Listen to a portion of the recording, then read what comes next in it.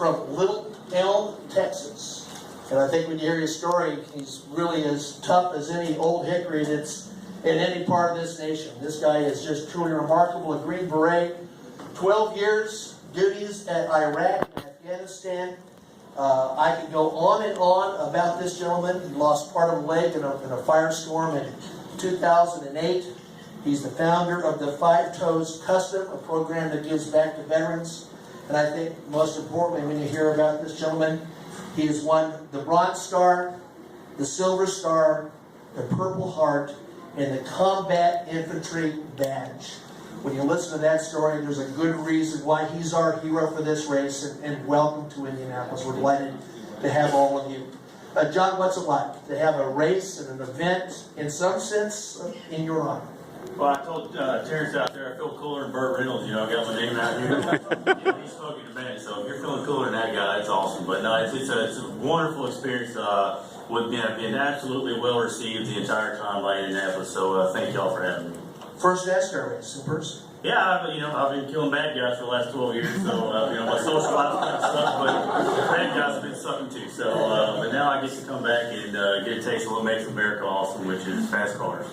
Did the Boston Marathon and went back and did some sniper training. So. Right, yeah, the Boston Marathon is one of those things where you always make the joke, you can't be a fat one-legged guy. I'm already swimming uphill because I got 5 toes, and so they got the hand cranks at Walter Reed, and I was trying to stay in shape and do cardio, and went up there. I got 4th place, and I was mad that I could have took home the gold if I had trained. So that was cool. Then did sniper school. I really say to everyone that we owe it, to the fallen to live well.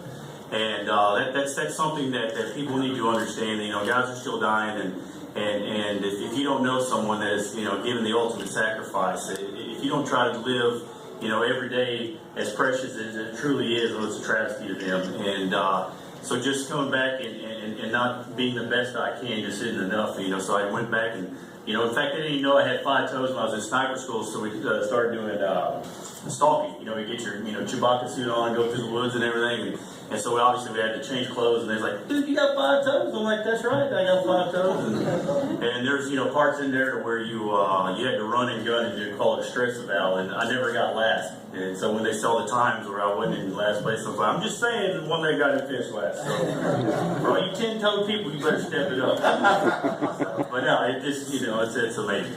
There's no truth in the room that anyone's hired him to make a sniper attack on a couple of Goodyear tires when they're in front. You better be nice to Crown Roll, by the way. Yeah. Well, we really appreciate what Crown Roll's done. That Terrence, you come up through in many ways the NASCAR family. You have to understand just the importance of this event on multiple fronts. Absolutely. To be able to sit here next to John, this is really inspiring. I was complaining to my girlfriend. I lost my toenail the other day because I was playing basketball too much. And I was like, "Baby, I'm really hurt. I need you to bring me some soup. I hurt my toe." Now he's like, "I got 5 toes, so I gotta shut up from here on." But nah, it's just a really inspirational weekend. I started my career at NASCAR. I was an intern in this very room, and it's just really a pleasure to be here. Justin, can 5 toes and missing toenail be incorporated into a country song? That's all we need to know. I believe so. Yeah. I've already written half of it. So, no, it's I kind of echo Terrence's thoughts. It's very inspiring to be a part of this, and I think this is my 4th year in a row now to be here and be a part of this in some capacity, and it's more fun and more exciting every year, and to get to know guys like him have been very, very cool for me. It's guys like him and fans and everything that goes with the entire NASCAR experience, and I would suspect there's a great crossover for you and your fans. It is. I've said for a long time, even prior to becoming involved with the Brickyard and this program in particular, that there's a lot of parallels between NASCAR fans and country music fans. I think there's a couple of reasons for that. I think passion is what drives this sport on both sides. Somebody hates somebody real bad out there, and somebody loves somebody real bad out there. And I think the same passion you find in country music, on both sides of the fence. And I think another reason for there being so many similarities between who shows up at these races and who shows up at our shows is it's predominantly a blue collar, you know, working man's sport, and I think that's what country music was, you know, originally founded on, is that kind of stuff. So I think there's, you know, becoming friends with some of these drivers and some of these guys who work in NASCAR, there's a whole lot of parallels between what we do and what they do, and it's been fun to get to see that, you know, even more so the last few years. We'll look forward to your performance at Brickfest. We're working both sides of the room for any questions you have for our three panelists, and don't be shy about that. We have no questions for these individuals? I know we were pretty There we go. uninteresting, but yeah. Marty Smith, ESPN. Gentlemen, I got to hear about your marathon experience. I ran it too, Okay. so you probably beat me. I did an hour and 52 minutes, so That's a lot faster than me. well, I'm a Green Beret, so don't hold me. Talk to me about it. Tell me the But it was, describe it for me. again, you know, I didn't anticipate to do a marathon. I anticipated to stay in shape. Is the behind getting there. But there's an organization called Achilles International, and they have a freedom team where they pay for wounded warriors to you know, do that challenge and overcome it. And they asked me. I got a wife and 4 kids, so at that time it was only 2. You know, we have cable now, so we'll have 5 now.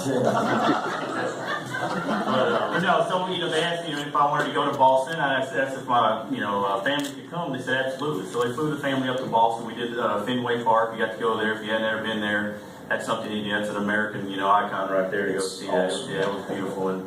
And so I did that, and then we did the marathon. And man, if you've never seen the non-able-bodied portion of marathons, it is the absolute, epitome of perseverance. And to see the stories behind all these people, the gentleman that, pushes his son through all the, the guy, I got a guy, Richard White, had no knees, not no legs, he had nothing. And, I think he ran a 3-hour marathon. The guy's just absolutely, awe-inspiring. I'm nothing, man. I'm just, a redneck from Groesbeck that joined the Army, and to see just the true awe-inspiring stuff there, it's powerful, man. It truly is. So, but it was, again, life-changing. It was awesome. Boston was great. Going through 26.2 miles, and there was people on every single, inch of that cheering you on. And when you come down that, I think it's Boyles Avenue or the last stretch, man. Talking about being a barrel-chested freedom fighter, wanting to cry because it was fun, man. It was great. In fact, they got a great picture of my wife hugging me at the end, and it was just it was awesome. That did not suck like this is gonna happen.